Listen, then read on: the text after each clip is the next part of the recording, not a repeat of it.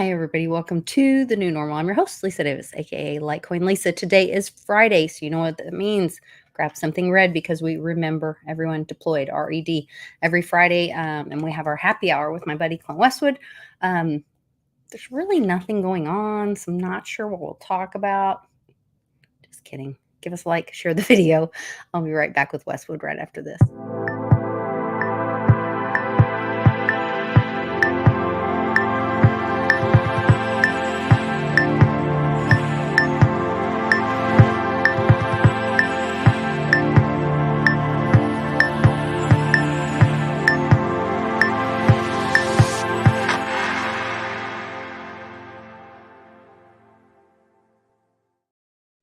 Cheers, Westwood. Happy Friday.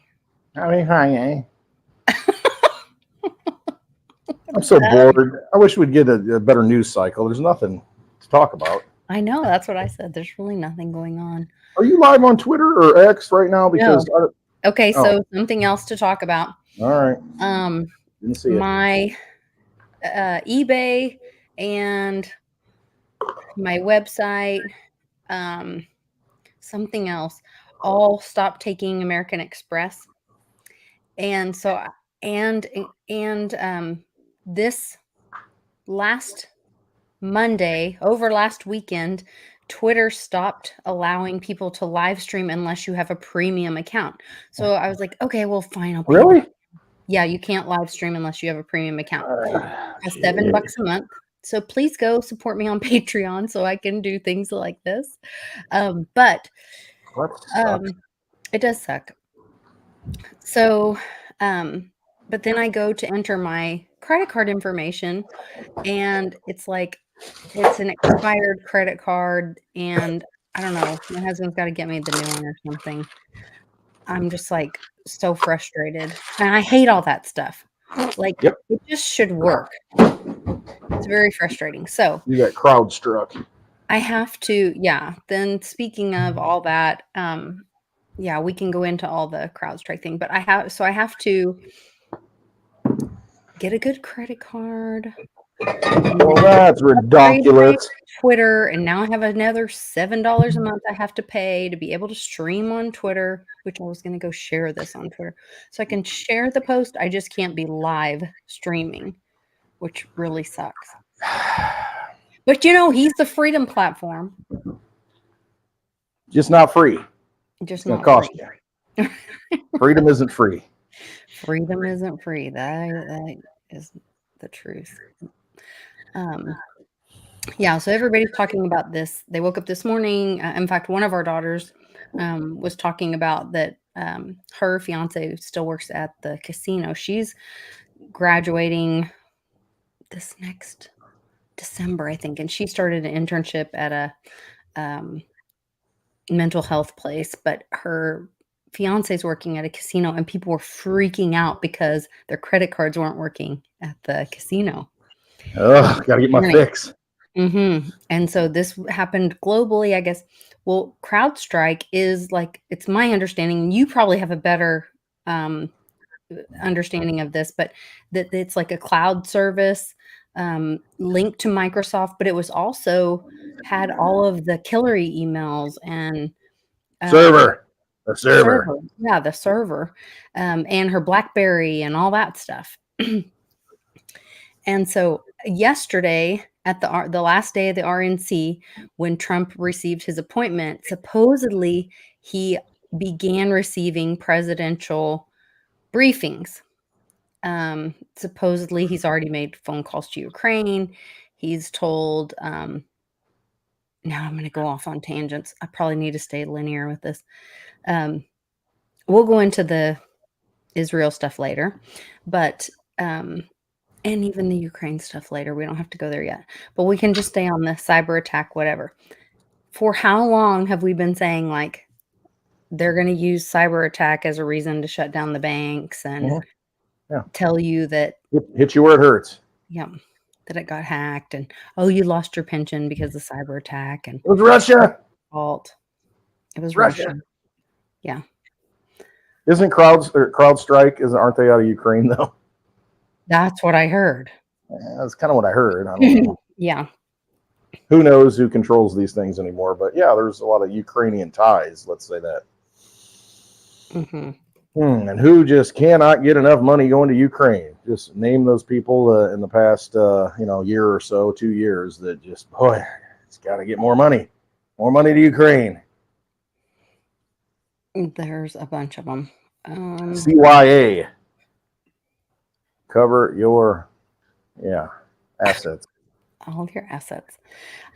So this week we had a pretty exciting week. I guess I'm jumping in on CrowdStrike. Should we talk that all the way through and then talk about the rest of this week? I mean, there's so many things to talk about. I was going to talk about MOAS too. Yeah. Because Canna and I went and participated in that. I don't know, the CrowdStrike thing. I didn't do a whole lot of research on it. I know they've got their hands in a lot of IT things, with big corporations, and apparently quite a few, because this morning you had airlines that couldn't process, whether it was ticketing, whatever it was. Grounded multiple airlines. Yeah, grounded a lot of flights. Banking, I think Blind Dave posted something about it. That in the state of Alaska alone, there were 911. What was the quote? Did I send it to you? 911 outages across the state. Oh, come on! What are the odds? Just letting you know, it's an event, probably engineered. Well, here's the other thing. So Skullcap Savant, Ben, that we've done some videos with. Yeah. He sent me the logo, which is the thumbnail for this video. And it is very interesting. It is, let's see if I can pull it up. I think I can get it to show. Let's see. I cannot. I'd have to show you. I'd have to show you personal information. No. Top secret. Well, maybe I can do it on here. I can show you on Twitter. Maybe I should search it up. See, on Twitter it says, see this? Notice this is their logo. Doesn't it look like a red wave? Yeah, or a funnel. It's like getting sucked one way. The energy. I don't know. Well, that's a big thing. I mean, even Trump, when he was, I think, running, he might have been just president the first time. He was talking about CrowdStrike. You can go look at those speeches, and you know how he is. He's like, I don't know. I think there's a company called CrowdStrike. They got the server. They didn't turn it over. And, he was calling them out back then. And I think they're associated with the Trump dossier, that whole thing that, the Russian collusion thing. I think they had a hand in that. So very interesting that they had issues today after, because there are a lot of people out there that are following these things, take it for what you will, that once Trump became the nominee and got the press or the security briefings that everything was going to change. And sure enough, things are kind of changing right away. Mm-hmm.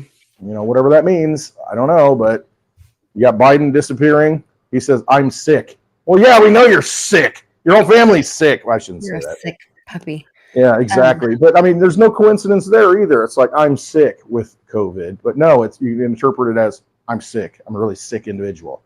I mean, why would you post that? Well, you got people doing things with family members. I'm sick. Yes. Sure. He is sick, all right. Yeah. Quite the movie. You guys did a great job on Hash It Out. I watched that last night before I jumped on Spaces. And Javi had a lot to say about people are giving Trump crap about wearing a pillow ear thing, whatever. And Javi's like, look, my pillow. If you really got hit in the ear like that, you would have trauma, bruising, like gunpowder burns, all the things. And I don't know. Javi talked really through the whole scenario, and I thought did a really great job. And then last night on Twitter Spaces, Warrior went into it further about how somebody might act. Like you're not going to slap that area of your body and stand still, and then drop to the ground. Like I don't know. But then there's also this whole narrative about I saw somebody post this thing that's out of the Bible where like that could The have head been like wound. a ritual about Okay. Trump like being made publicly like not a prophet, but maybe it is not a prophet, but like a biblical, not a biblical figure, but a religious leader kind of figure or whatever, Christian leader. Um, something about the V of blood on the side of their face. Um, Oh, okay. and that's in the Yeah, I'm Bible. not familiar with that. I know there's people that talked about, yeah, what is it? I think it might be, I may get the verse wrong. Revelation 13:3 maybe, talking about the head wound, and then it will be miraculously healed. I don't think that that's really qualifies as like the head wound, because it's. But there are people kind of talking about that thing, Interesting. prophecy wise.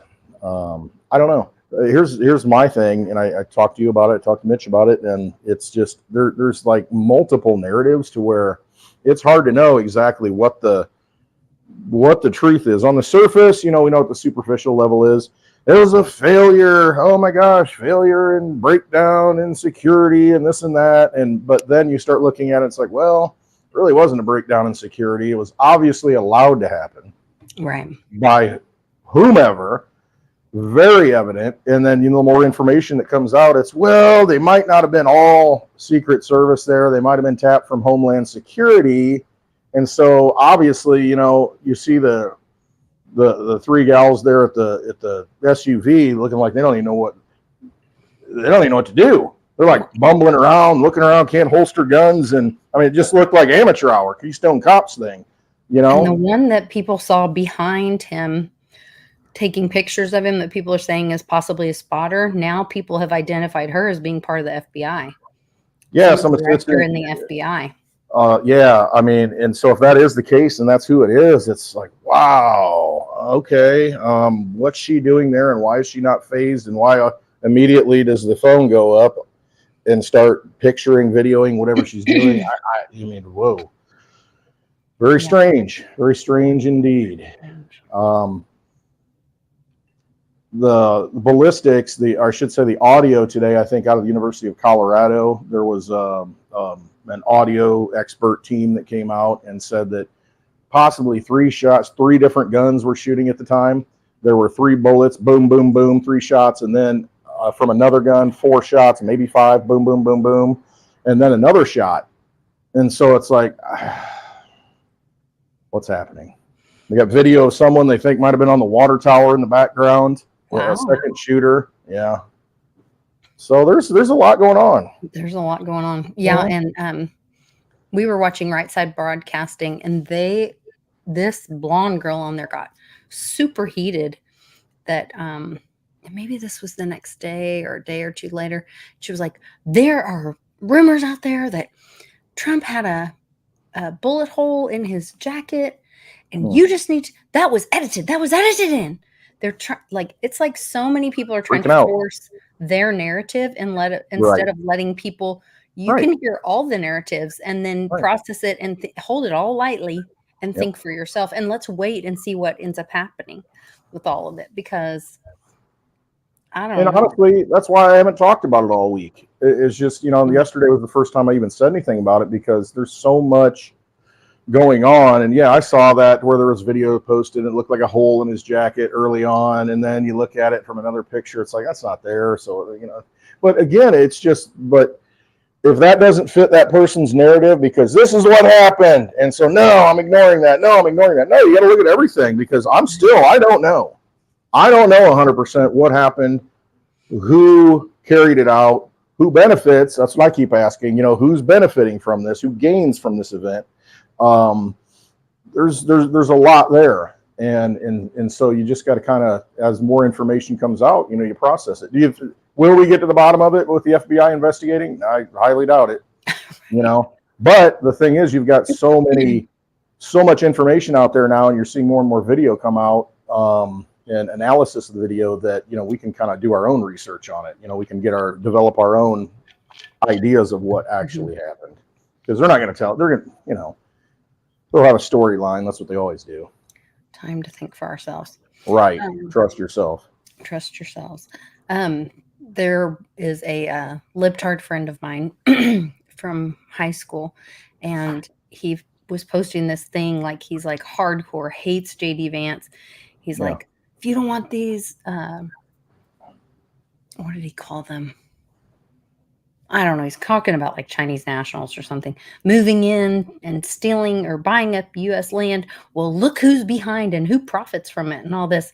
And he's like, JD Vance, link in the description. Blah. And I was like, wow, hate is a great motivator, because it did not bother you at all when Bill Gates was doing it. Buying up farmland all over. Yeah. And all these other people. Pushing pricks in the arm, trying to vaccinate all of Africa and, you know, in the U.S. next. And it's just like, okay, so all that was fine. And we're all conspiracy theorists now. But now, JD Vance, don't get me wrong. Yeah. But I do think it's interesting, because if this is the end of USA, the corporation, then sure, pull JD Vance is he out of Ohio? I think he was born in Kentucky, but lived most of his life in Ohio. But he's a representative in Ohio, right? Yeah, he's a senator in Ohio. Senator. 2 years. And is Vivek in Ohio? I don't know. He does have a child named Vivek, which, interestingly enough. Are you kidding me? JD Vance does, yeah. Well, I thought his wife Usha. I thought I had heard that, like, with JD Vance being pulled out of there, then Vivek would be the governor of Ohio. Do your own research. Take his place. I'm not 100% on that. Well, the governor, I think, would appoint him. I think that's the way it is. I mean, it is in Illinois anyway. The governor appoints. That goes back to the Obama thing. That's why, you know, Blagojevich got in trouble, you know, phone tapped because, you know, he's trying to sell Obama's seat, you know, when he left as senator. And so the same thing may happen in Ohio. You know, the governor, I think, will probably select, if that's what the laws are in that state. I think it may interesting. Be. Yeah, they pick the senator. They don't hold a new election. Not usually, not when they leave before their term's over. Okay. Yeah. In Illinois, anyway, the governor would select that person to fill the Senate seat. In history, that's what it used to be. I mean, the state assemblies would elect the senators and send them, but then it changed to where they're elected by the entire state, as opposed to, you know, through the assembly members of that state. They used to send the senators to Washington, but so anyway. Very interesting. Yeah. But so yeah, somebody's got some power to fill that position. What's the guy's name? The guy with the glasses, the little guy that's governor in Ohio. I can't remember his name. I can see his face. Oh man, Mike something. I do not have a clue. It'll come back. So yeah, I mean, there's that going on. Ohio, it's an interesting state. A lot of things have gone on there. A lot of Epstein connections. A little less Wexner, you know, Victoria's Secret, and all the modeling stuff and things that went on there is very interesting. I didn't know that was in Ohio. Mm-hmm. Based in Ohio. Yeah. He's still alive, I think, Les Wexner. At one point, you know, he controls a bunch of stuff. Victoria's Secret's just one of the things that the holdings. It may not be anymore, I don't know. But at the time, he gave Jeffrey Epstein like power of attorney of all his assets. And this guy's a billionaire. What? You got to think, what? Why would you do that to who's Epstein? I mean, you know, that you would do that kind of thing.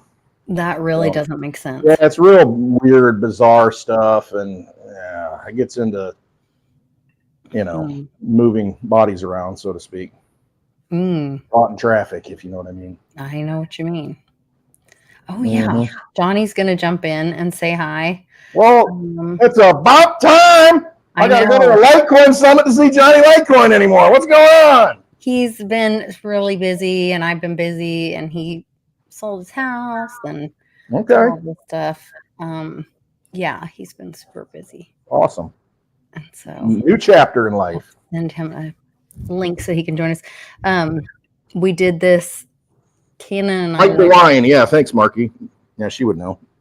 Hannah and I went to. So it's raining. I don't know. Can you guys see this? But we found a great place called Edmund Coins. Hope you can see that. And we went in, and the guy gave us lots of information.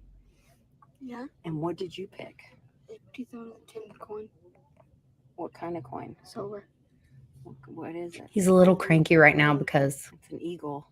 Silver eagle, remember? I made him do this video. One from your birth year. And he wanted to get on and play his video game. So that was kind of cool. Really nice people at the store. I got one that's been in circulation. I don't know what year it is. I can't see. Does it say 2002?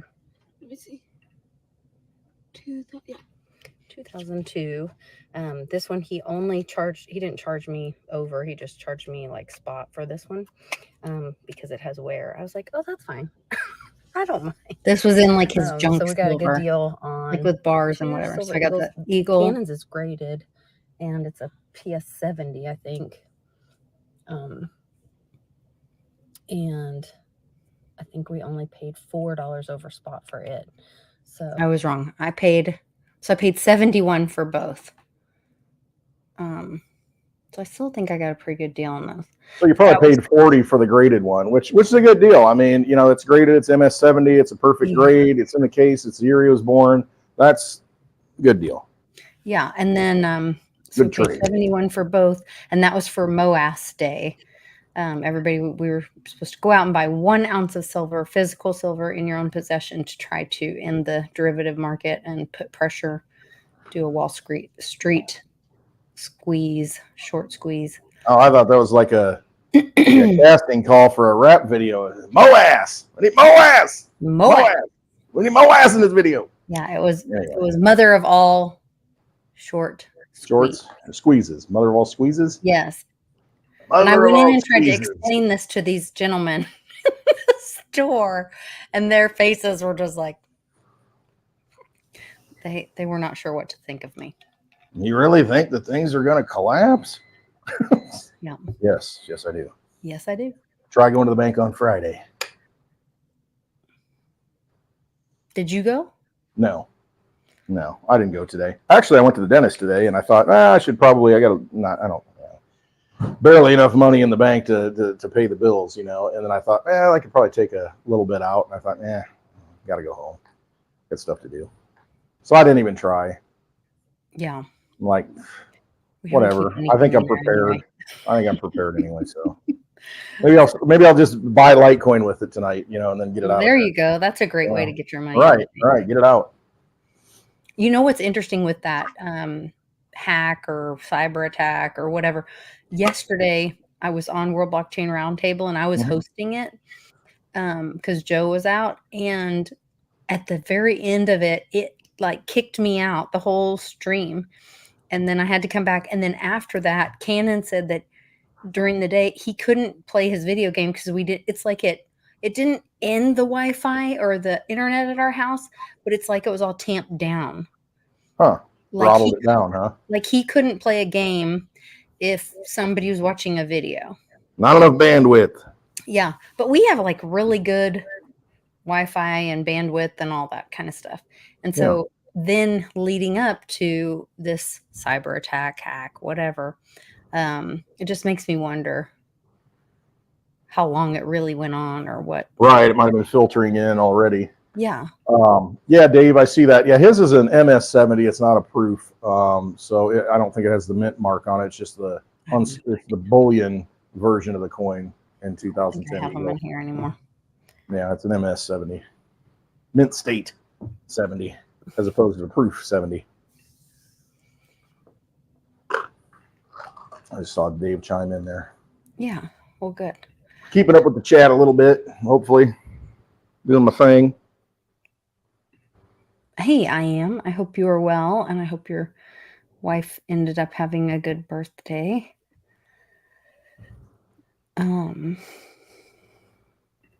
We've got a bunch of friends in the chat. Yes, we do. You had a really good spaces last night. Who was that guy? I guess I'm following him, but I don't remember. Robber.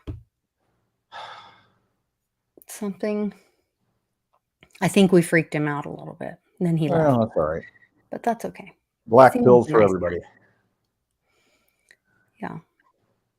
Black pills. Black pills. Got a whole bottle. Okay. The other thing I wanted to ask you about while we're waiting on Johnny. Yeah. Oh, wait. Did he just pop on? He did. Hey guys, how's it going today? There's Johnny Litecoin. Johnny Litecoin here. How's it going? Oh, hold on! I'm watching us on YouTube, so I got to turn it off. Yeah, we got a delay. How you guys doing on this crazy day, huh? Good. We miss seeing you. Exactly. I know. I miss you guys. Sorry, I've been MIA. That's okay. I know I've been kind of crazy too. So, Yeah, just sorry. I'll be back. I just had I heard you saying, Lisa, I sold my house. So much stuff going on, but a lot going on. Yeah, a lot going on. Miss all you guys. I definitely wanted to come in today, and of all days, huh? Yeah, right. Good timing. yeah. Good timing. So I thought it was interesting that gold and silver dumped with this cyber hack. I would think people would have the reverse That's what they do, though. behavior. I was talking to Greg earlier, and I said, Greg, I don't get it. I said, gold and silver down, Bitcoin up. I said, if anything, if there's a cyber attack, I think Bitcoin would take a dip for a little bit. It's up. That makes no sense to me. Nothing makes sense. I think that's what makes sense, that nothing makes sense. There you go. Of course, that's how it happened. It's Nana asks, is the cyber attack ongoing? I don't have a lot of good information on that. I have one really good article that I posted in the Telegram that listed multiple banks and states and different airlines, things that were affected because it was a global thing. It happened the way that it happened. They were trying to say it was a software upgrade that happened in the US that affected the whole world. And now people are seeing that's not what it was. And it was most likely a cyber attack of some kind. I don't know. Yeah. Oh my, I had been saying, Lisa, last year, I was saying it, that there was so much disruption I was seeing that these are cyber attacks. There's no way that it's just outages. Now there is some reason for why there's some outages in different instances some of the time, like how these data centers get overloaded and all that, and there's only more like usage of cloud stuff. But this thing today, this is totally different. Like this to me looked like a cyber attack. What else is it? Come on. Yeah. I don't know. It doesn't. I don't know what to believe anymore. The crazy thing is, by me, so none of my systems were down. The systems I put out. Really? But I had to cut one of my actually, the lady that owns the bar that we did the meetup at. But aren't those all Apple based? Is that why? No, I think because Starbucks and them, they use a Windows system. So I went to Dunkin' in the morning, fine, no issue, right? Mm-hmm. Amy from the bar texted me and said, hey, do you know if the system's going to be down today? Because my sister just went to Starbucks. She said the system was down there and was down somewhere else. A bunch of places. But I hadn't heard anything. And trust me, if something's down, I hear about it instantly because people are calling me. It's because this main systems I put out are more cloud-based. So it's like a different operating system. It's like an Android operating system. So this was affecting like Windows stuff. But I made sure not to open my computer all day. That's why it took me a little bit to come on today because my computer was off. Interesting. I did not do any Microsoft updates the last. Well, I don't know that it's that necessarily. I mean, CrowdStrike, from this, I went to their website just to kind of give me a little bit of a refresher. But it's a unified, here's what they talk about on their website. Unified platform, one agent, complete protection, the irony. Market, let's see, it's CrowdStrike, they have tools that basically add layers of security, secure your cloud, secure your operating systems. I mean, I think it's an overlaid, kind of like when you put Kaspersky, or not anymore, but McAfee software, antiviral software on top of the operating system or in it. to protect it. That's what this kind of thing is. And a lot of companies run it. A lot of applications run it. And this is the CEO this morning on, I think it was NBC. And it was funny because in the middle of it, he's explaining it and he loses his voice and he couldn't talk and he had to get some water. I mean, in the middle of the interview, it was just kind of ironic that happened. But what happened, yeah, I'm like, he's choking on his own words. But what happens is they have this, it's there to kind of protect your operating system. I mean, it's there to protect your computer systems from, outside intruders and that kind of thing. And he said that what it was a software update that they rolled out to everybody, and it had a piece of broken code in it. And I saw somebody that did some analysis on it to where it pointed to a null area in space, and basically it blue screens Windows. It can't function. It stops the code. And so nothing works. And so he said they were rolling it out, and he didn't sound that confident that it was going to fix it. He says, yeah, we've got to fix and we're rolling it out, but I think they got to like restart every freaking computer and get the update to fix this thing. But apparently it's that software that's on so many different computers to protect them from attacks that had an update that was flawed, and it shut down all this stuff. Now, Can you imagine if that That's the narrative. Can you imagine if that uploaded the movie to everyone's computer? And like that beautiful bean footage is going to roll tomorrow morning when everyone's at home and they turn on their computer. A bunch of Hunter Biden laptop videos. And that does the update, and everybody has it on their own computer. Hey, that's an interesting thought. It'd be pretty crazy. People would lose their mind. As if they haven't already in the last 6 days. I know. Yeah, wow, what a week, huh? Yeah. What a week. What a week. So, hey, Johnny, do you know when Trump's going to be in Nashville next week? Because I'm like, oh, I don't even want to be near the guy at this point. in the middle of this freaking family war, that's going on. Jeez. I think, I don't know, either Friday or Saturday. I don't know what day. Okay.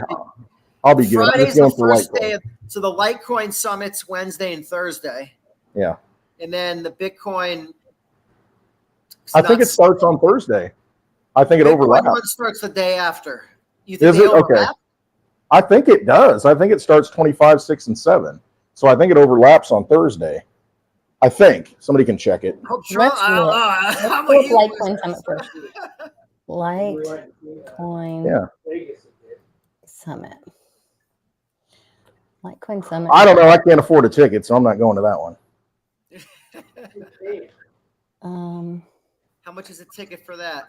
Oh, it goes up to like $6,000 if you want the VIP Bitcoin package. It's silly. $84, everybody. Go to the Litecoin Summit. $84. I mean, you get that round, from the Genesis block. You get 0.1 Litecoin from that. You're getting a bag of coffee beans. So that is what days? This is the 24th and 25th. That is Wednesday and Thursday. Yep. Then Bitcoin. Is it called Summit Bitcoin? I think it's what is it? Bitcoin Conference. Yeah, Bitcoin conference. Bitcoin, I think they just call it Bitcoin like 2024 maybe. Oh, okay. Westwood, I might be bringing up your car story when I speak. Oh, there you go. Perfect. Yeah, I'm going to give you the props for the credit, but I'm going to bring that story up. I mean, use it. It's a legit Sunday. It does overlap 25 through. There you go. 27. And look at beautiful Don John. I wonder what day Trump's speaking. Yeah, does it have a schedule, a speaking order there? Does it show? Hold on. You guys are going to make me put my glasses on. Oh, I'm sorry. No, you're fine. Agenda. Download the app. I don't want to download it. Come on, man. Protected by CrowdStrike. Look at that damn handsome man. Okay. Donald Trump is speaking. Do they say when? Oh God, they got RFK that coming too. Kathy Wood, Michael Saylor, Russell Brand, Edward Snowden. That's awesome. Probably zooming him in. Does it have a schedule? It doesn't have the schedule. I'm on the agenda, but then it's making you download the app. I don't want to download the app. I tell you. So you guys go to Hold Bitcoin on, just conference. go down, see what it. Oh, there we go. Whale gallery. So gross. Like this is what. Okay, Bitcoin's supposed to be about the people's money, all this, and they're like, I know, let's cater to whales and treat the individuals like shit. Like I'm just a little That's plankton. why I don't pay that. That's why I don't even want to go to the Bitcoin. No, I don't either. It's so. I'm happy being at the Litecoin one, seeing some people, good people in the Litecoin community, and then yeah, I agree with you. Bitcoin one. I don't know. It's just I don't like the you know, that's the thing though. It's like those people don't. So they're not Bitcoin. Those people, obviously, just like the Litecoin Foundation's not Litecoin or whatever, right? I feel like those people have the biggest mouthpiece on Twitter, or X as it's now known as. So we look at them sometimes and we get mad at Bitcoin because we're like these. I know. And then we're like, wait a minute, they're not Bitcoin. They're just No, they're not Bitcoin. head on the internet, you know. Oh, look, Ben Askren went over to Bitcoin. Ben Askren, MMA fighter.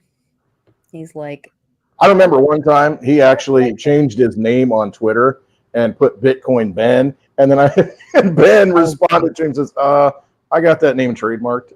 that's So he changed hilarious. it. Pretty funny.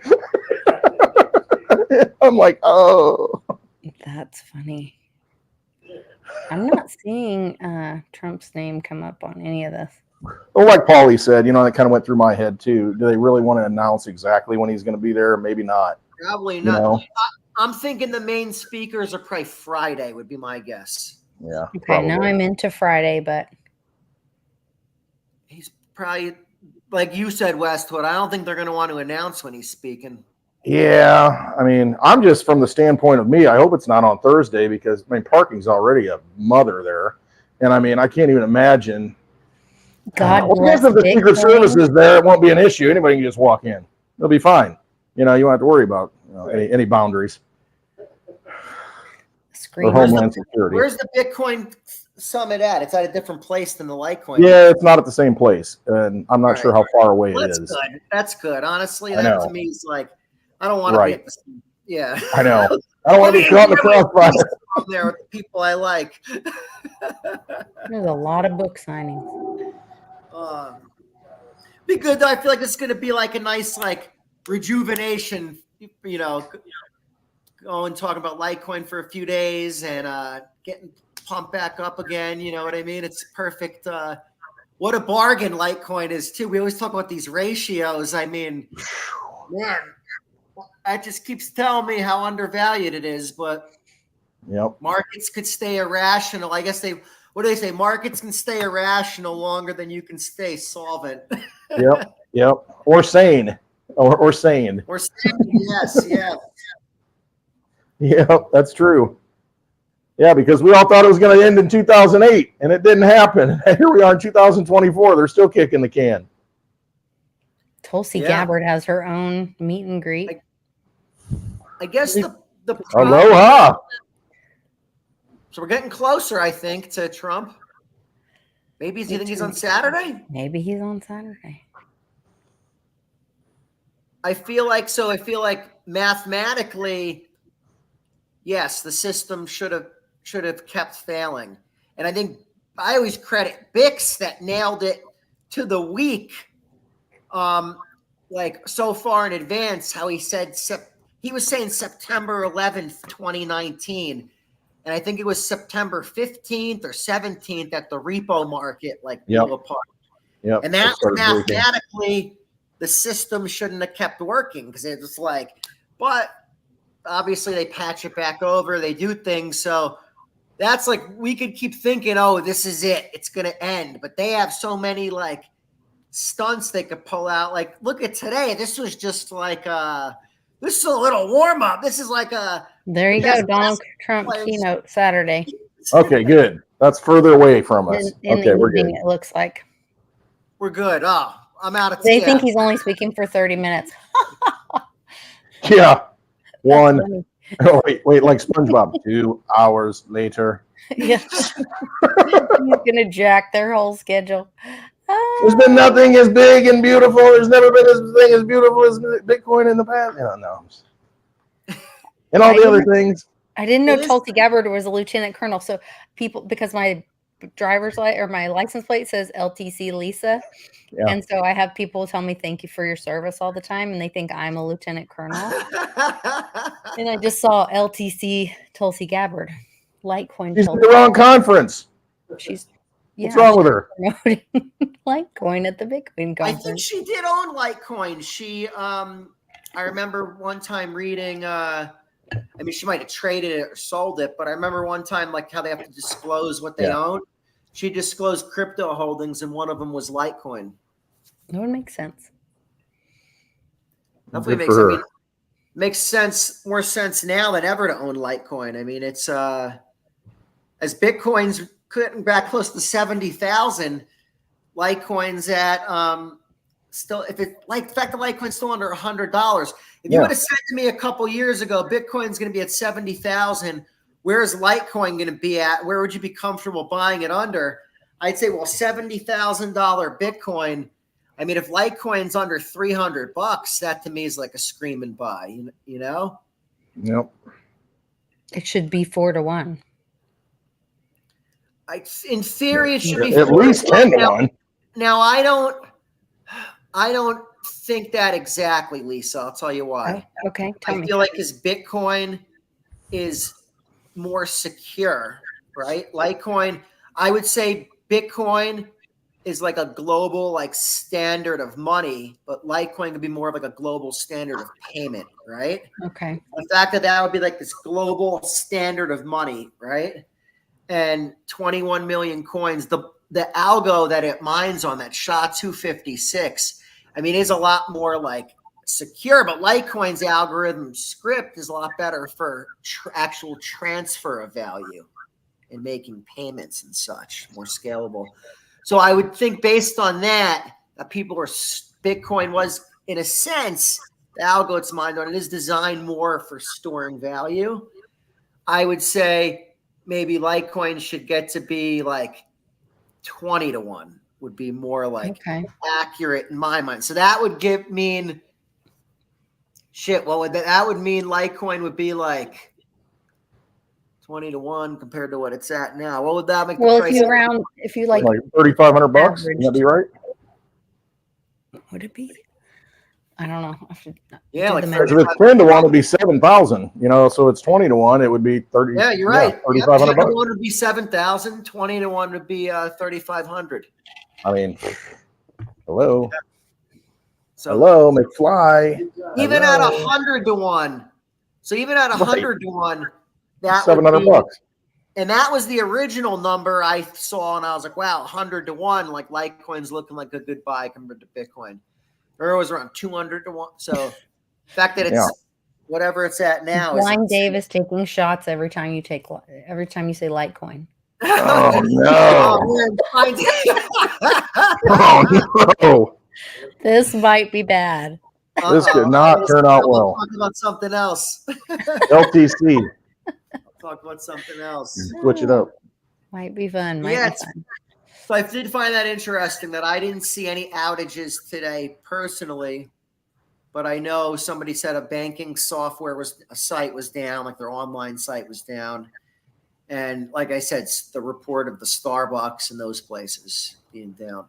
And I think Dave posted earlier, JP Morgan Chase or Chase Bank. I mean, that he's at, where he's at, they didn't have access to anybody's account numbers or accounts. They couldn't look it up. You had to go in with your account number, and they would let you go to the teller and withdraw $500 max. That's all you could take out. I think he said even a check, you can only write $500 Oh, check. I love it.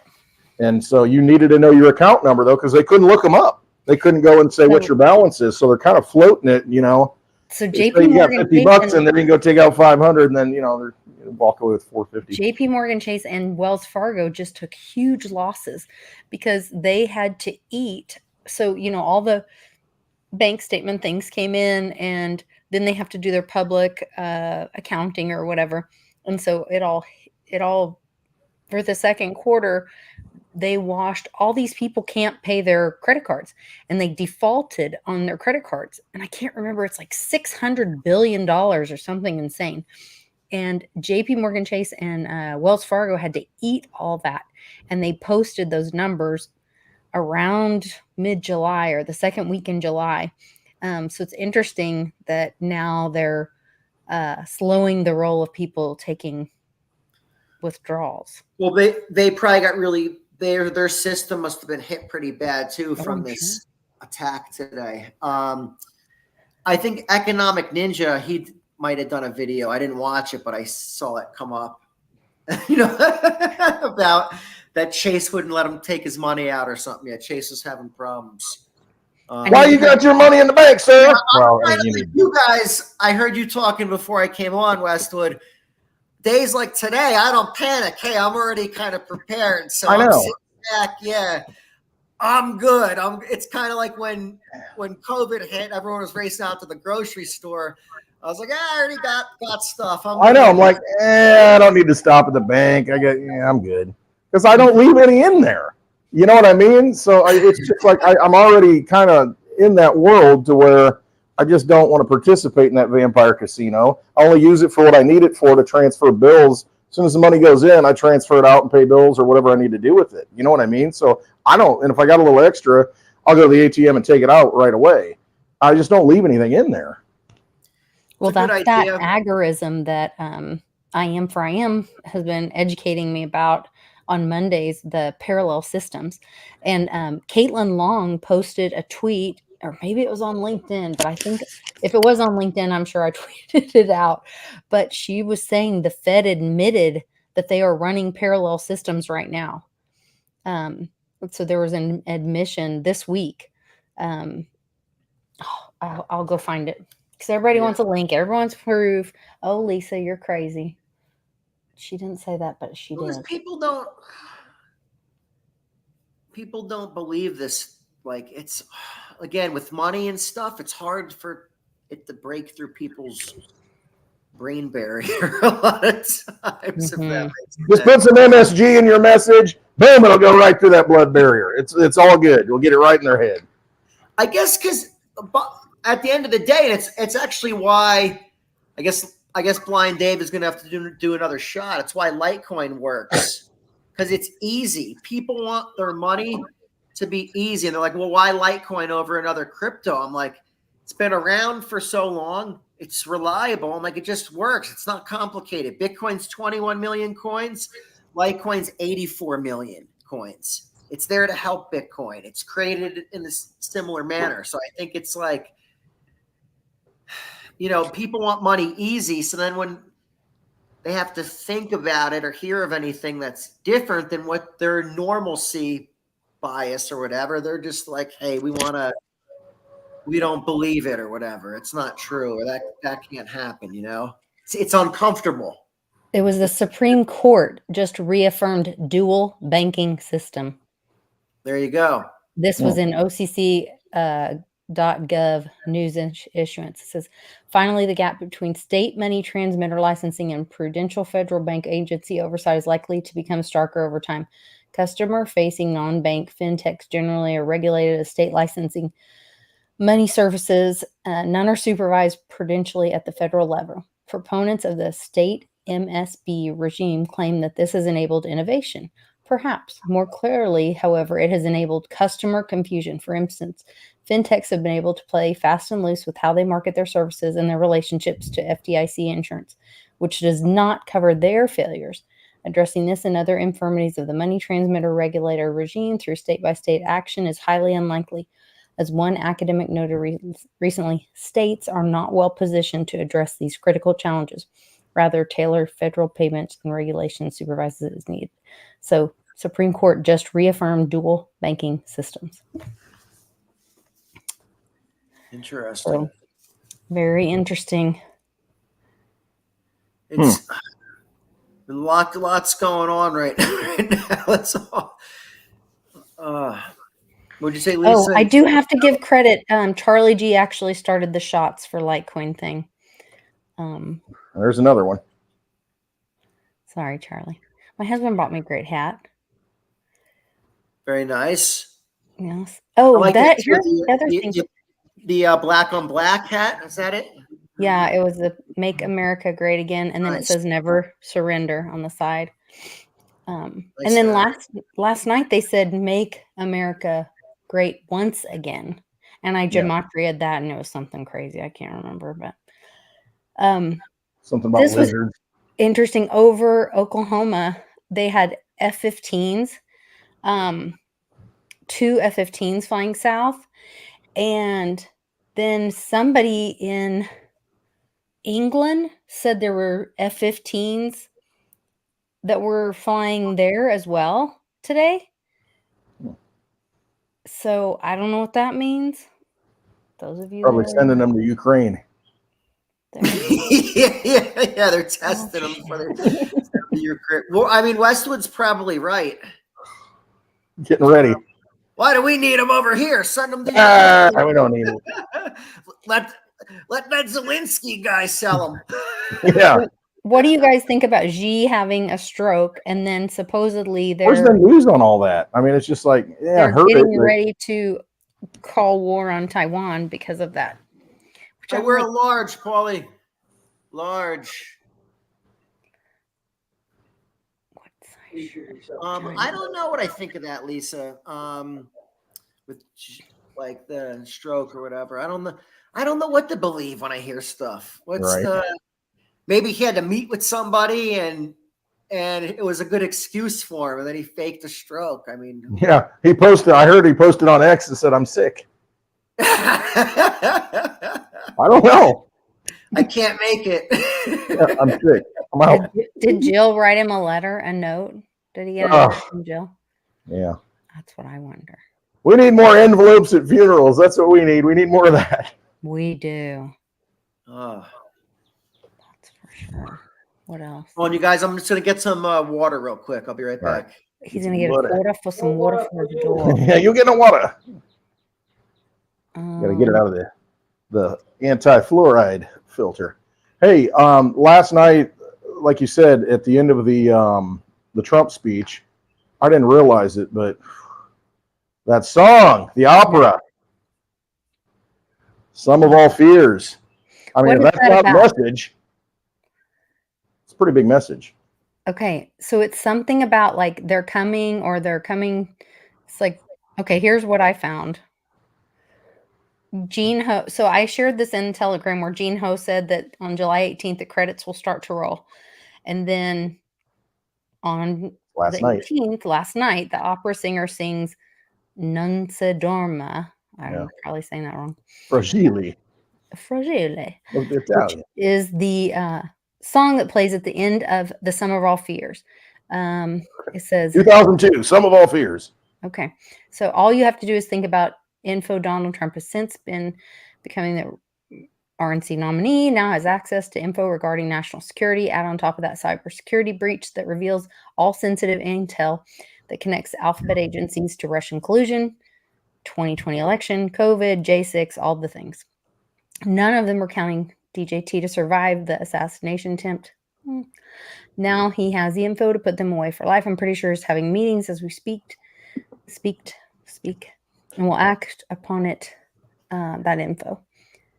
5-month transition period is in full swing. I don't know what that means.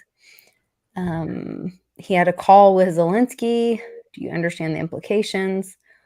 Coming off the heels of the data breach of CrowdStrike, which has its servers in Ukraine. There we go. Westwood, you said that. Ukraine has already surrendered. That went under the radar. It was reported last year that troops were surrendering in droves. Russia claimed that Moscow has set a special radio frequency so if Ukrainian soldiers wishing to survive the meat grinder can do so safely. Approximately 10,000 soldiers have surrendered to Russians using the special something Volga radio frequency. Blah, blah, blah, blah. I don't know. So tell us about the movie because... Well, that's what I was looking up the summary of it. You know, it's been a long time since I've seen it. But basically what it is, I think it's the attempted assassination of a president. I'm pretty sure that's what it is.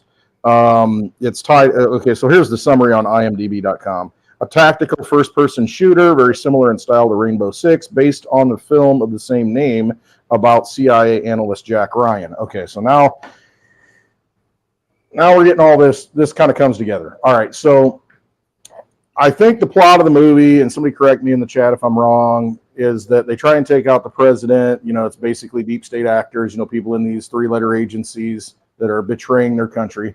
And at the end of the movie, you see, you know, some snippets of these people that were behind it getting taken out. You know, one guy, he's listening to music, and the guy, he comes up, and, you know, and gets his neck, you know, and another guy's in the woods trying to run and get shot. Another one gets car bombed.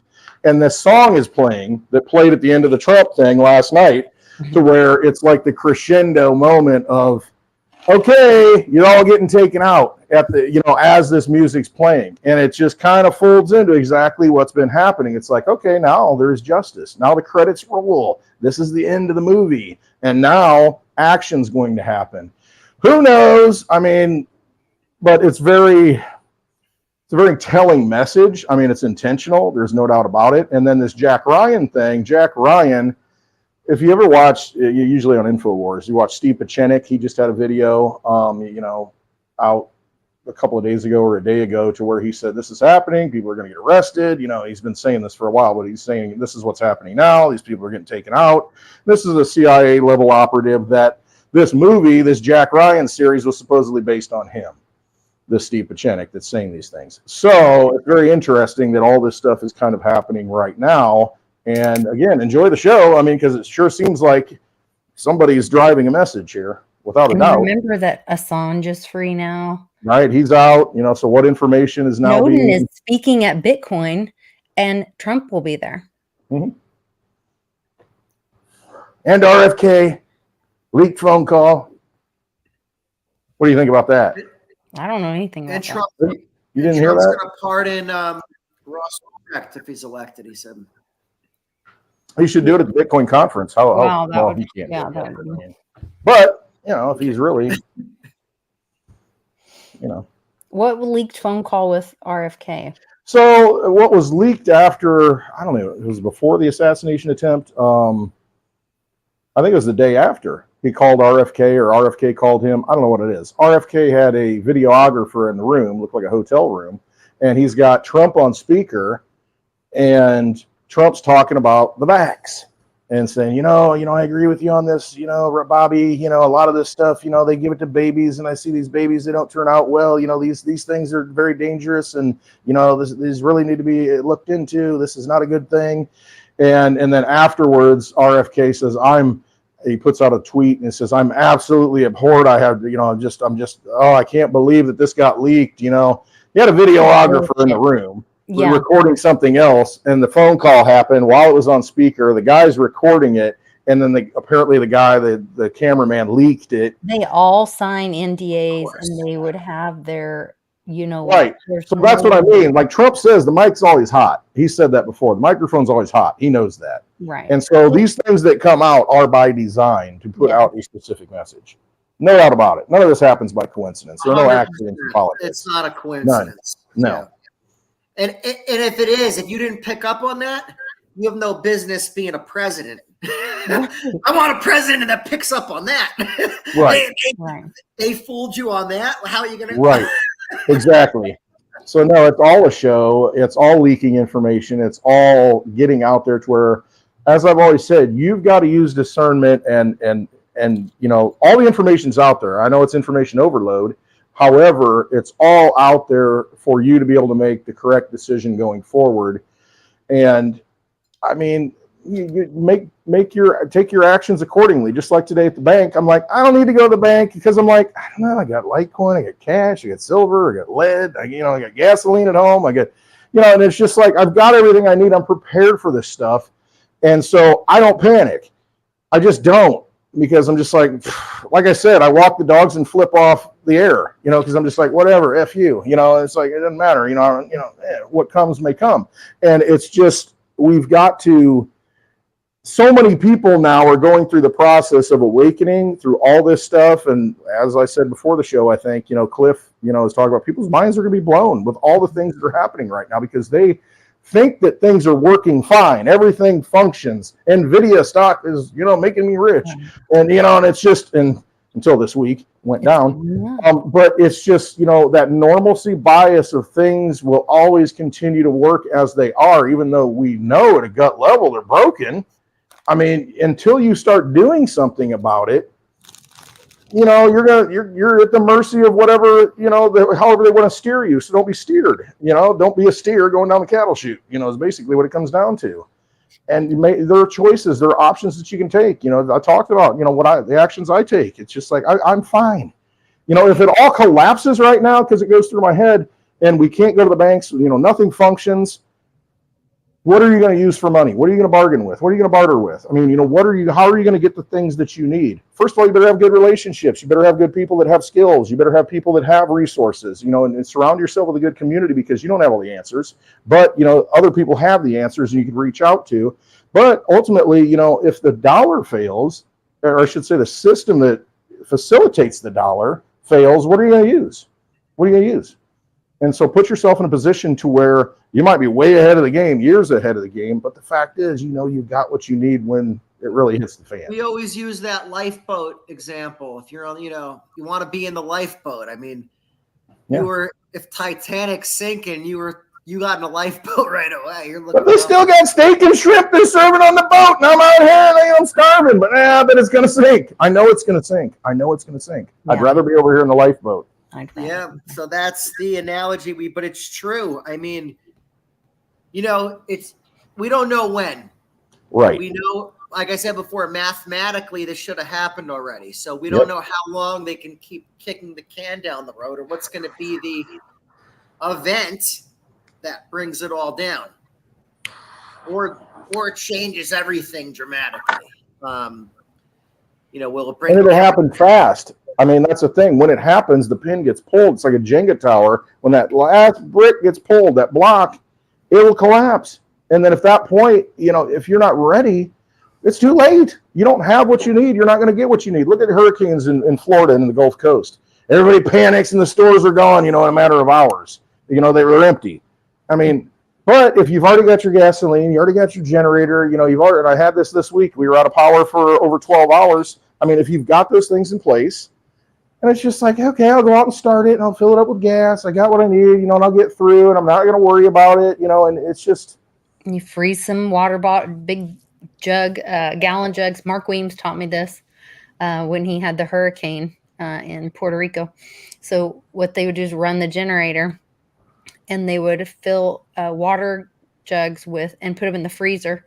Mm-hmm. And then when they would turn off the generator, they'd take those freezer water and put them in the fridge to protect the food. So then those would keep like an ice box, like an old-fashioned. Exactly. That's what it used to be, an ice box. You would buy ice in the Illinois River. There would be people that would cut blocks of ice and sell it. Blind Dave knows about this. His family was involved in this stuff, to where they used to sell ice. I mean, they'd sell ice and put it in the box, the ice box. That's why grandparents call it an ice box. They didn't have electricity. So you put ice in it and you keep your stuff fresh. But yeah, he did it for 100 days. That's how they functioned, was running it on cycle. And, it worked. It's like camping in your home, I guess. Yeah. So interesting. There was also, I did a show on Tuesday with Sean. It was his birthday. And I sang for him. If you guys didn't see that, you can go back and watch me sing for him. It was silly. I was being silly. But I also thought, I really thought the MOAS thing was going to be like the tipping point, because I was seeing all these comms around MOAS and girls with big butts in the ads. And MOAS. It was terrible. They were everywhere. And they all had silver clothes on. And then it was Ashura is the holiday, and that's they celebrate Moses, God separating the Red Sea. And I was like, oh, red wave. And that people walking on the sand to freedom, out of slavery and into freedom. Moses leading people to freedom. And I was like, oh, is this going to be like the MOAS, the Ashura moment? Oh, what is what's JD's wife's name? Usha. Usha. Not Ashura. Usha. Very close. Anyway, Usha. so I don't know if like Bitcoin, but Andy Scheckman talks about Operation Sandman, and we're little by little, and then all of a sudden, bam, you know, like how did the guy become bankrupt? Little by little, and all of a sudden, bam. Well, there's an Operation Sandman, which is to take out the silver derivative market, and so, and that's what this MOAS was supposed to do. And then I'm seeing other comms where like this little girl, like she's in a poncho thing, but she looks like Moses, and she's standing on a beach with this big ocean, and right under it, people are like, "Dang, part that Red Sea." Blah blah blah, and I'm like, are you kidding me? I mean, so, and maybe it did happen, or it is happening, and we just haven't seen the results of it yet. I don't know, because there were things that happened in June that we're just seeing the postings of now in July publicly, because the banks had to put them in their reports and or quarterly. You know what I mean? Things happened in the second quarter that we're just seeing reports of. Right. So I don't know. I think it's really interesting. Yeah, you usually don't know until after the fact. It's just like the Fed, you know, when they cut rates, once they start cutting rates after they've been in a raising cycle, you're already in a recession. Historically, once they cut rates, it's already too late. And I think that's where we're at. I think we're already in a recession. And it's just once they cut rates, it just basically, you know, it all falls apart, you know, and they're always too late, and that's what they always do. But I mean, it's just that's the way it works. So it's already happened, and so we're kind of getting the lagging indicators of it, because you know it moves slowly, these statistics. But you know, your gut instinct, your feeling of it, things don't feel right. I mean, there's a lot of houses for sale that aren't selling, and they're really high priced. You know, so you know. And then 3 months down the road, we'll get more numbers that say, oh yeah, it crashed in July or crashed in June or May, you know, that kind of thing. It was over. That was the peak, you know. Well, real estate. So real estate, like I saw a chart, like how like in Texas and Florida, 299,000 houses, the most since what, 2008? Well, the prices are coming down. They said because there's the inventory on the market there is exploding. Yep. But in the Northeast, the market's still tight. Mm-hmm. So in Florida, Texas, there's a lot of houses that are being sold, so it's bringing the prices down. And I feel like that's going to spread like wildfire everywhere. And before you know it, it'll be like, wait a minute, these interest rates are what? These housing prices are what? And I mean, that could be a cascading event too, you know, in real estate prices when it's, and like we said, we always find out after they announce some you know, like statistics or whatever. This has been going on. It's just that they didn't come out and say it yet. Yep. Interesting, because our prices are still in Oklahoma. The prices are still high, and the interest rates are high. Yeah. So it's making it really. But yeah. I mean, but like Johnny said, you know, it's there are pockets. You know, there are certain bellwether places that give you the indicator early on, and then you know it starts rolling through other places. I mean, you know, where you're at is I mean, you know, it's a freedom state, you know, so it's probably going to be like in the 2008 crisis, you know, the housing run up, you know, from 2000, basically after 9/11, when they stimulated the hell out of the economy and go buy everything, show everybody we can spend money, you know, and, you know, you saw the rise in housing. I mean, you didn't see it here like you did in California, like you did in Florida, like you did in the Northeast. And so, you know, like in these middle, because you get a lot more, I don't know, it's just a lot more stable and more conservative, and you don't see that Midwest big, is more moderate. right. So you don't see the fluctuations; they're not as high. But yeah, I mean, in some of these, like Las Vegas, I mean, you think about it, you know, when you get a stripper that's got 3 mortgages, I mean, you know, I mean, you know, and those are real things. You know, it's like, come on, man. And so those places will crash harder, harder, baby. You know what's interesting though? The intrinsic value of a house has went up because of all the inflation. So if you think about it, the actual, you know, like I said, the materials, everything that goes into it, the cost basis is a lot higher now. So interesting. Okay. Right. So that's kind of that could sustain prices of housing. But I mean, ultimately, it does come down to the wage, though. You know what the wages are and what the salary is, and right now, it's the most unaffordable, I think, in history because you're paying, I don't know, it's either 41% or 51% of all your income goes to pay the mortgage on your house. And that's not the taxes, that's not the insurance. I mean, it's as unsustainable as it's ever been. So I always look at it to where, what are the salaries of that area, the average salary versus the price of the house, and what's the disparity there? You know, and so if you look at that metric, that to me, that's it. You know, I mean, if you can't afford it, you can't afford it. If nobody makes enough money, it's done. It's over.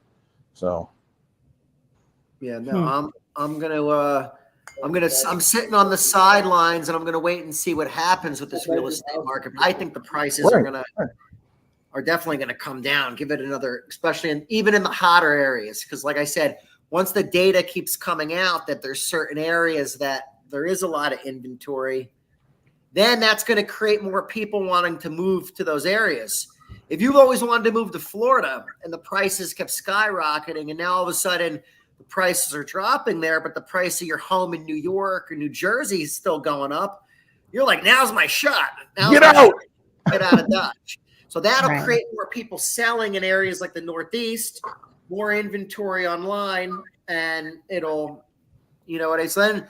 Then it'll create more people, I feel like, selling everywhere. And that'll just create a downward movement in the prices of housing. But how low will they come down as low as they were? I don't think so, because of that intrinsic value in a house. Now, yeah, there's a basic level of intrinsic value. You're absolutely right. Plus, there's a revaluation of currency. If we're using like a treasury dollar or something, then obviously the prices would come way down. But just talking about today's dollars or currency, what would it be valued in? I see it coming down, but again, not as low as it was because of all the added cost of the lumber. But lumber prices are going back down now. Really? But then how long do they stay down for? And then do they how long do they stay down for, and how many people build and take advantage of it while it's that low? Can you get delivery? That's another question, I guess. Yeah, that's another one. Interesting. IAM says, do you hear about the insane HOA fees in Florida for forcing seniors to sell their homes? I heard about people not being able to get insurance in Florida and having companies have pulled out on insurance. And see, that's the other thing. HOA is just another government overlay, basically another government tax. And, it serves its purpose. They mow the lawns, they do the things, fix take the trash and all that stuff. But yeah, I mean, now, and you had some say in it, and you can get elected to the HOA board. I mean, but it's just like politics. It's just there are people that want to be in power, and not everybody wants to participate until they wake up and say, "Wait a minute, it was 500, now it's 1,000. Well, why am I paying this much? Every month." I guess I don't have as much of a problem with the HOA as I do like the regular taxes, because at least then you have a choice. You're like, hey, I don't like how your HOA runs. I don't like the person in charge. I don't like the pricing structure. I ain't living there, or I'm selling my place. I'm getting the hell out. The regular taxes, it's like, you're paying these. We don't care. We don't care if your ass leaves. You're paying these. Yeah, even if you try to get out of the country, you can't even leave without. Look what they did to what's his name? He just got Roger Ver. Yeah, look what they just did to Roger Ver. Wow. Try to do everything right, exit tax, and then they come and haul you back. I was going to say, at my place I'm at now, there's no HOA fee, but I'm just a renter again, because I sold my house. So there's a amenity fee that we have, but that's not that much. It's like, I think like $500 for the year or something. Oh, that's not bad. No, it's not a bad thing. I mean, because you've got a community. I've got a relative that lives in an HOA, and they have a shared well. I mean, they take care of the snow removal and this and that, and it's a group of 20 houses or something. Pool, and sometimes and it's just like you're pooling resources is all you're doing. Yeah. So Dana says that the HOA is gone due to the Chevron deference being overturned. You could maybe fight it because of that. I think it's my understanding that you could go and fight your HOA because unless it's a contract thing to where you sign off on it, because then that's because law. you do sign it into contract when you buy your house typically. So I don't know. I think that might be a stretch for the Chevron difference, but I don't know. You could try it and see. Try it with the IRS, ATF. You know, all these agencies, All of SEC. those You are surely overreaching. So know, I would- they're definitely. I kind of have a something that was on my. All right, so we were talking before about things to own, right? We're talking about this real estate market Mhm. maybe coming down. So we always say, hey, have your hard assets, have your silver, your Litecoin, whatever you're buying. Now might be even though as we're seeing, again, it's risky, but again, you never go all in on anything. Now might be the only time or coming up where you might want to keep a portion, not a big portion, but a small portion as dry powder in a bank so you can take advantage of real estate. Because if you want to, again, it's risky, but I'm not saying have 100%. I'm saying what if you put it in gold or something like that instead? Well, it's got to be seasoned money. It's like 90 days, isn't it? Count. That's why. They need to know that it's legit money and it's not laundered. And you're not, they want to make sure that's your money. It's usually like 90 days. Isn't that right, Johnny? Something like that. 6 months 90 days. usually. Oh, is it 6 months? Okay, so you need that money to be accounted for that time period to use that as a down payment or something for a I'm house. saying no more than 20% of what you Is got. this if you're dealing with a bank, not if you're buying it outright? If you're not getting a mortgage, then that's different. But if you need to get some type Totally of different. mortgage, different. Then you have to have the money. That's the only reason why I would say, hey, don't have a lot. But it's like anything. Even when the crypto market was cranking in 2021, and we're talking about the lending apps, and I was like, hey, it's a good way to make some extra money, but don't put all your money in there. Right. I always said don't have more than 20%. But if you do have extra capital, might be the only time that it's because if you're anticipating getting a deal down the line. Now, I would wait till prices start coming down in your area before you do that. I wouldn't just say, because obviously it takes some time to take effect of prices coming down. If you started to see prices come down in your area, then you can pop some money in there, wait a few months, price will come down even more, and then buy.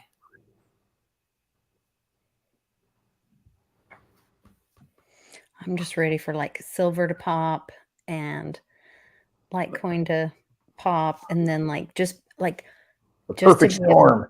Yeah, Well, the perfect and if storm. that say shit goes down and that happens, I wouldn't mind losing my 20% I had in there because everything else.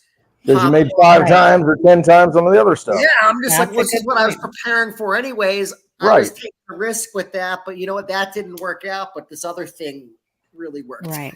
That's where being diversified does. Yep. Yeah. And you have to be able to accept some loss when you take a risk, I guess. Yeah, you just weigh the whole thing, and it's like I didn't lose over here, I gained over here. So in the big picture, I'm winning. I'm winning. I still gain. And you got to look at it that way. Sometimes you just got to cut the loss. And it is what it is. Yeah. But if you're all in on one thing, like if you're all in on the Vampire Casino, all in on banking, I'd be a little worried right now. I mean, I'd be concerned. And let's let's do some easy math. Say somebody had $100,000, right? Mhm. They said, all right, I'm going to put 20% in the bank, 20% in Litecoin, 20% in Bitcoin, 20% in silver, and 20% in something else, right? With another hard asset, right? Yeah.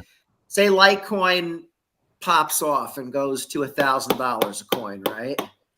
Now all of a sudden we're talking about you won. 14 timer, I guess, on Litecoin. So now all of a sudden you have 14 times 20,000, you have 280,000.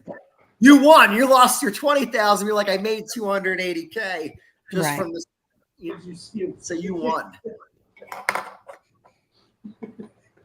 Interesting. Sorry, we got background stuff going on here. The dogs. Anyway. But then on the flip side, say Litecoin doesn't go to $1,000 yet. Say they drag this out for another. Till the end of 2025 or something, Say they drag it out throughout this decade, and they just keep tricking us, kicking the can down the road, manipulating us. Say there is this housing crash, and it's 2027, and everything's. It's like no one wants to touch a house with a 10-foot pole, right? And now all of a sudden, then you can say, hey, still waiting on Litecoin or whatever. It's up, but it's not. It's not up like it should have been, right? Only to new all-time highs. You only to do all-time highs, something like that. But then you say, hey, wow, now I could pounce on this real estate deal because real estate's down 40 or 50%. No one wants to touch it with a 10-foot. Everyone's on the news. They're saying no one's buying real estate, how bad it is. That's when I'm a buyer. When they're telling you on the news how bad home prices are and how everyone's losing their shirt, I'm going out that day and saying I'm looking to buy. Right. Yeah, blood in the streets. That's when generational wealth is made. Oh, absolutely. You can't have the fear. I mean, my biggest anguish, I guess, is the fact, just like a couple of weeks ago, you saw Litecoin dive down, went down to 67. I'm like, oh, I want to buy some. Then it goes under 60, and I'm like, well, I bought a little bit more. I mean, because I'm just like, man, I didn't get it at a good enough price. I want to get it cheaper. Give me that sale. Give me that blue light special. I love it. And everybody else panics, and it's like, no, don't panic. I mean, give me something on sale. I'll tell you how you always make money. If you buy the whole way down, you always make money. Yep, exactly. Just keep on doing it. You always lose. Yep. So He says Litecoin is a sleeping giant. yes. We know it. We know it. We all know it. We Yes. know the tech is there. We know the community is there. We know the code is there. Like, we all know it. It's a timing thing. Longest running blockchain without interruption, never failed. It'll be 13 years, October 13th, 13 years straight, uninterrupted, never stopped processing transactions. I mean, come on. Even Bitcoin can't say that. Even though some of the people in the media want to say that that's the case. Even if it goes back to the old all-time high. You're buying it at $70 and it goes to 400. So that's almost a 6-timer, right? Like a 5.5 timer, right? I mean, if you put 20 grand into Litecoin, now you turned it into 6 figures. If you put 20 grand to Bitcoin, could Bitcoin be at almost 400,000? I would think Litecoin would have a better shot at getting to its old all-time high than Bitcoin at 400K. I don't know. It takes a lot of money to push Bitcoin to 400,000. You got to have a lot of money to push it. It's not going to take that much. Litecoin could just be hot for a week, and the price could be going up around $400. Exactly. So, I There's mean, a few trillion for Bitcoin, a few billion for Litecoin. So totally different. So it's a different ball game, but we don't know what'll happen. That's why I guess it is to be diversified to some degree. Maybe silver takes off. Maybe silver is the silver bullet, and it. Who knows? You got some silver, and then you're. I hope so. I heard somebody was teasing me today. Somebody being my husband, and he's like, "Oh, they said Trump announced a coin," and I was like, because I was like thinking that would be the red wave at the convention, and that would go with the Ashura thing, and that would be Operation Sandman, and then the Trump coin would come out, and boom, everybody would, everybody bought his shoes up, like they were sold out, the NFTs were sold out, all that, and so I was like, oh, if he came out with a coin, and it went in one day, like it could break derivatives. That would be a good idea. I would buy his coin if he came out. If it was some type of movement, it was like, buy. Yeah. How much of this Trump coin are you going to buy? And it's 100% or 0.999 fine silver. Right. I'm going to say, well, I'm buying. I mean, it's got the silver value right there. It's for a good cause. It's got at least, say that Trump coin sold for $70, right? So they were selling it for $70. 75. 75, say. Well, you still know, no matter what, it's worth $30, no matter what. And even in a worst case scenario, give it probably another 10 years, it's probably gonna be worth the 75 in a worst case scenario. So it's not like you're throwing money away. And how many of those coins could they sell? I mean, for $75 a coin, if it was some type of like movement, like to like break some type of derivative system or something, I mean, I'd be good at least for $1,000 buying some of those coins. I mean, I don't know how many lot of people NFTs just they come up. sold on Solana, but we bought a couple. I pushed my husband and he gave me crap about it. And now he's like so proud. He's like, every time he's like, look, we just got offered $5,000 for this NFT. I'm like, mm-hmm. And Buy those coins to an ordinal on Litecoin. right. We're not, oh, there you go. Even better. Yeah. Maybe that little flat spot on them there where you can see the crystalline structure like Bix talks about could be tied to an ordinal on Litecoin. Yeah, absolutely could, because it's That'd unique. be cool if Trump came out with a coin and it had some type of blockchain connection. That would be really, really cool. If it was like that silver coin was somehow an NFT and it could be verifiable. I think in the end, that's where physical money would go, where it would have to be some type of NFT on some type of blockchain to prevent fakes and counterfeiting. Well, I think that's what they're doing with the ITMs. And I was driving Canon, so Jean-Claude's texting me when he's on with Andy and Bix the other night, and he's like, hey, do you have a picture of the ITM? And so I didn't get to send it to him in time, but I sent him the video that's on my channel. So if you go to like my channel and just hit like home or videos, if you scroll down, it says ITMs. And I have an interview where during the Great Infection, I go in and interview this gentleman at my local bank, and he talks me through the ITMs and how they have the coin deposit and the coin return. And then he tells me, yeah, and you can put checks in, or you can use your card, and you can use any debit card, any kind of debit card. And you don't even have to be a member of this bank. And you can use a debit card. And then you go down this green hallway, which looks like something out of the Wizard of Oz, and you can get rolled coins, and you can dump coins, and you can deposit coins or withdraw coins. And then Andy and Bix were talking about the flat notch when they retooled all of the mints mid-year was for positioning so that they could read the crystalline structure of every coin, because every coin had, just like a thumbprint or DNA of an individual, it's all different. And so that flat spot is to position the coin so that the machine, I'm thinking an ITM or one of these other machines, can read that crystalline structure and then put that information on a blockchain.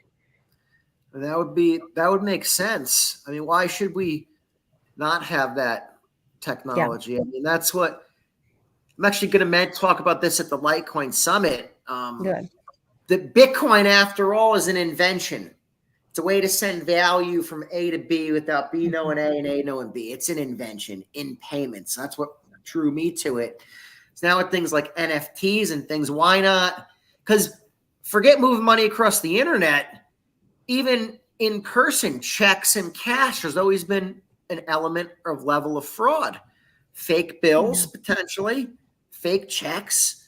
That's whole story about the car, Westwood. You know what I mean? Yeah. About what do you take do you take a check on a Saturday? So why not be able to validate and verify physical currency, especially if it was backed by a commodity like silver?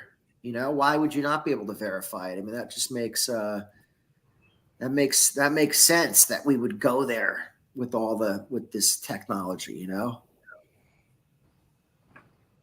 Exciting. Okay, I'm trying to show you guys this video, but I forgot to like share the tab. And I figure if we got the technology for magic bullets, I mean, we should be able to put coins on a blockchain, right?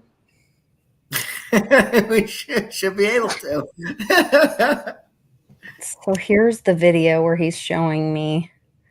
If you just go to Litecoin Lisa and go to videos, this little videos tab, and scroll down, it's not on the live, but then of course they have a thing. Hold on. going to get started. So this is Ben from my bank at Citizens Bank of Edmond, and we were able to put these ITMs in 2019, I guess, or was it? They've slowly added more. I think the first one was 2019. Okay, so are they at all of our locations Not now? all of our ATMs have these, so The we've got ITM. 4 of them currently. We're working on getting more. Okay, So we've got this one, that one. We've got one 2 blocks north of the drive-through. And we Okay. have one down in OKC. So we Okay. actually have a fully automated branch that, I mean, it's 24 hours for local businesses. They can sign up for an app called PC. And we actually are getting this setup area here, over here, to do the same. There's going to be rolled coin, straps of ones, things like that. rolled coins. Yep. Oh, And okay. so they can, a Okay. lot of them will, well, if they're open, say 15, 16 hours a day, well, what happens if it's 8 o'clock and Yeah. we're closed already? They can't get coin for the next day, prepped and ready to go. And so they're So getting this that is for ready. businesses to be able to have physical. Access to here, and it's fully self-serve. Most of it's, we get the same customers a lot of times. Okay. This one, they're still working on getting up and running. The one down in OKC has been up and running for, I think, close to 2 years now. So it would self-serve to get your own coins and Yep. You have to be dollars. enrolled in it. And so Enrolled in it's it, okay. A coin, it's essentially like an ATM. It charges you like you would a vending machine. Okay. So there's multiple different machines. I can show you those too if you want. Yeah, that would be cool. I'd love to see it. They have them back here. Yeah. I had no So idea this is this the one was you all. don't have to be enrolled in. Okay. So rolled coin machine, and you just select the coin you want. This is the one that can do the dollar bills. You stick your card in here, just like a normal vending machine. The Okay. ones, the fancy ones. And that's like our bank card, Yes. Or just is any that- debit card will work. any debit card. Okay. And then the other one that a lot of the businesses love, this one can take deposits or withdrawals. And this is called Genibo or Genibo. So this one you have to be specifically set up on. And again, this one they're still working on getting set up. The one down in OKC works fine. You can put straps of bills here. Well, they can't be tied together. Right. But you can put Yeah. large piles here and coin in here. You can run a deposit. It sets up by account individually. This is the one you have to be specifically enrolled in. Okay. Any coin that get kicked out here that you want, any coin that doesn't count properly will get kicked out here. Okay. And then you'll see the totals and you'll just go, well, I want to, stick in more. And Okay. so for a lot of the businesses, this is really useful because it's self-serve, especially with, a lot of the businesses, if they're all in the morning and then all in the evening, they need to come over. And so they actually have a lot of those businesses down in OKC where they're like, we have multiple locations. Can you guys help us out in OKC? And so they Right. opened up this. It's called Midtown. If you ever buy Paul's 23rd. Pizza and I think it's Capitals is right there, and a couple of other restaurants. Okay. And so it's right in the corner. Most people won't even know it's Citizens Bank. It says Midtown Citizens Bank. Okay. So most people overlook that. But a lot of people love That that. is really cool. Yeah, I didn't even know if that was around the corner there. Okay. So back to this. So you'll be able to talk to live tellers. So the live tellers are only specific times, but the ITM. They're in our business hours. Okay. But then the other part is available like a ATM 24 hours a day. Yes. So again, that's for the self-service. And these machines still function as an ATM like normal. Okay. If you just stick in your card, it will work just like a normal ATM. The advantage with the ITM feature, which stands for Interactive Teller Machine, is you can do deposits. Well, you can actually still do an ATM debit card deposit with cash and things like that. But if you're willing to do something, it's a little bit more difficult.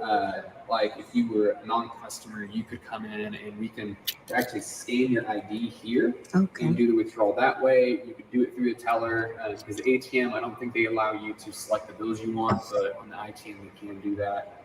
We can deposit checks and a couple other features. If you're wanting to do, Even for non-customers, as questions? long as you have the ID. yes. Okay. It's not, Wow.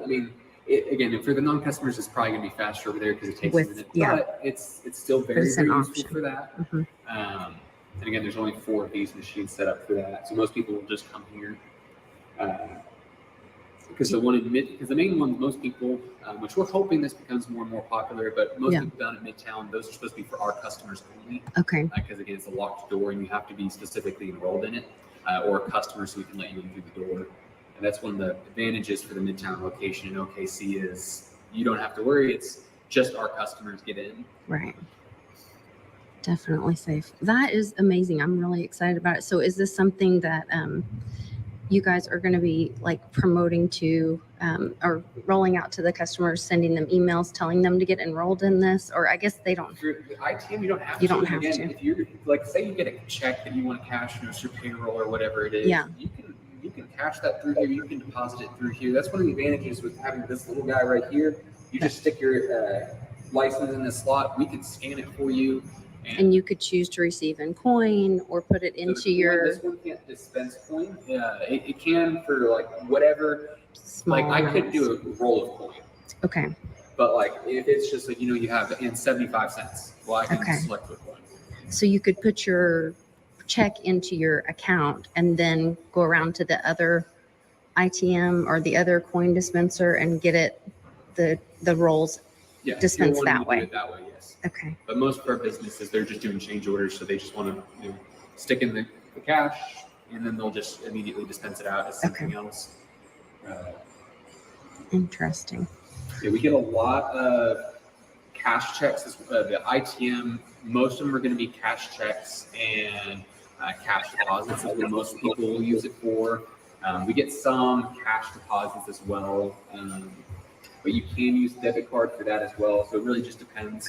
Because most of the time these get used if the lobby is very busy or if our Midtown location, those typically the two times we get used. So these can do just about everything. Yeah, that's amazing. It's just these two machines, just because it's right next there, most people will just walk over. Use the humans first. Yep. Yeah. Well, that's great. I really appreciate your time, Ben. This was very helpful. And My pleasure. Merry Christmas. Merry Christmas. Thank- Merry Christmas. In July. Perfect timing.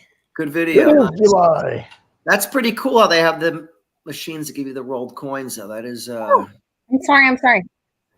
Oh no. Oh no. Woo. Oh no. Hold on. Oh God.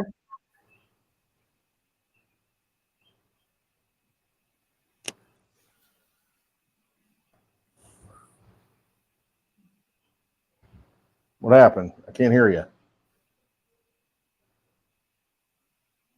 Oh, can't. Maybe did she go on mute? I muted myself hoping that it would mute the video Ah, because I didn't know it would keep playing all that horrible commercial. Sorry about that, guys. Anyway, so that was the video that Jean-Claude was asking me to play. Or send- Self-serving ITMs. I mean, what do you need the physical bank for, really? I mean, especially when you start cutting out middlemen like we all want to do. I mean, think about it. When if you want to go buy a house, and I mean, what do? They got somebody to punch in. Oh, what's your credit score? Oh, what's this? I mean, all that can be automated. I mean, you can cut so many of these middlemen out of this whole picture to where, I mean, all this antiquated stuff. Do we really need it? Physical brick and mortar. Everybody. Oh, you got some free donuts for you when you walk in. You know what they did in grocery stores, Westwood? We all check ourselves out now. Right. We don't need the checkout person. We don't need it at the bank either, to be honest. I know. I mean, we can Efficiency. Yeah, we can. Hey, put our if you're living in California, don't think you're going to talk to a person when you go to a fast food restaurant. It's all going to be automated. Get used to it. Get ready. yeah. That's the way it's going to be. It already is. I know. Yeah, it's crazy. Well, are you doing spaces tonight, Westwood? I guess everybody wants me to do spaces.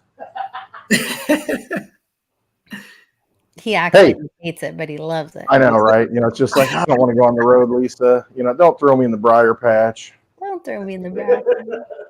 Yeah. Well, Maybe I'll see you guys later at Spaces. I got to run out for a little while, but then I'll be. Nice. okay. Yeah. I know you guys tend to be on there late. Lord. Too late. Too late. I fell It's all good, asleep. though. I fell asleep a couple times on the Spaces where I was. Everybody does. I talked a lot, and then I was like, all right, let me listen. And I was like laying down, and then all of a sudden, Get in the couch, sit on the couch. The next thing you know, 2 you're like, hours later, I'm like, oh, I fell asleep. But then you wake up and they're still going. still talking. You got new people coming in because they had a nap. You know, I'm like, oh, they're talking. They get, oh my god. Yeah. It's a rite of passage. You have And there's to have poor an Westwood spaces. struggling, abusing himself, saturating his liver. I mean, killing his lungs. Yeah, it's all good. Thank you God, guys you for letting me take- crash happy hour. Yeah, we're so glad to see Oh, you. we're glad you're here. We'd love to see you. I'm gonna see you next week. Well, nice. Well, I'm looking forward to it. Mitch and I are gonna drive down, and we're gonna hang out at the summit. Nice. All right, that makes me excited, man. I'm happy to see you guys. You guys have fun. I'm prepping for school. We have orientation on the 30th, and I'm just like, Wait, the 30th of July? of July. We're in middle school now. You guys go back to but by me they don't go back to school till September. Oh, really? Yeah. Well, we only go 24 or 25 weeks, but I think that's right. And You but guys we're get still- out a lot earlier. Like the We kids, do. We get out really early. We get out like kids in here April. go to school till like the end of June. Oh no, we get out in April. But Dude. I am so nervous because the Latin is really much more difficult than I thought it was going to be. We've been practicing this summer, and In vino veritas. That's all you need to know. That's no, it. Truth in wine. harder than that. Well, thanks again, you guys. Great seeing All right, everybody. good to see you guys. All right, See you soon, Johnny. Westwood, everyone. I will see you next week. Yep. Night. Okay, everybody Bye, on guys. Spaces, take care. Thanks, Lisa. And what should we leave with? A little Bitcoin white paper. No mechanism exists to make payments over a communications channel without a trusted party. What is needed is an electronic payment system based on cryptographic proof instead of trust, allowing any two willing parties to transact directly with each other without the need for a trusted third party.